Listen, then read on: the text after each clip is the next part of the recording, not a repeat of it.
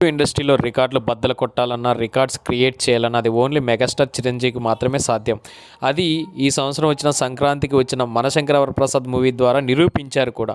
ఆయన గత సినిమాలు ఎన్నడూ కూడా ఈ రికార్డులన్నీ బద్దలు కొట్టాయి. కానీ ఇప్పుడు వచ్చిన వాళ్ళందరికీ ఆ రికార్డ్స్ తెలియదు. ఒకప్పటి చిరంజీవి ఏంటి, ఆయన స్థాయి ఏంటి, ఒక గ్యాంగ్ లీడర్ గానీ, ఒక ఖైదీ గానీ ఇలాంటి సినిమాలు ప్రస్తావిస్తే 'జగదేక వీరుడు అతిలోక సుందరి' ఇలాంటి సినిమాలు ప్రస్తావించినప్పుడు ఆయన స్థాయి ఏందో తెలుస్తుంది. కానీ ఈ మధ్యన ఉన్న కొంతమంది చప్రీలకు ఆ విషయం తెలియదు.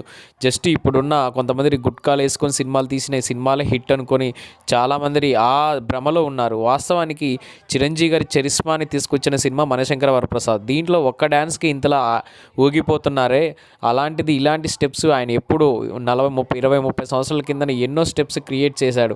అలాంటి రికార్డ్స్ ఉన్నాయి. ఆయన ఒకప్పుడు చూడండి 100 కోట్ల, ఒకప్పుడు చూడండి రెమ్యునరేషన్, ఫస్ట్ తెలుగు ఇండస్ట్రీలో ₹1,00,00,000 తీసుకున్న రెమ్యునరేషన్ ఏకైక హీరో. ఫస్ట్ తెలుగు ఇండస్ట్రీలో 5 కోట్లు తీసుకున్న రెమ్యునరేషన్ తీసుకున్న ఏకైక హీరో. ఫస్ట్ 100 crores తీసుకున్న ఏకైక హీరో. ఇవన్నీ ఆయన పేరు మీదనే ఉన్నాయి. ఫస్ట్ కలెక్షన్స్ కూడా ఆయన పేరు మీదనే ఉన్నాయి. ఇవన్నీ తెలియని బచ్చాలందరూ కూడా ఆయన ఏదో అనుకుంటున్నారు. తెలుగు ఇండస్ట్రీ రికార్డులు బద్దలు కొట్టాలన్నా చేయాలన్నా ఆయన ఓన్లీ మెగా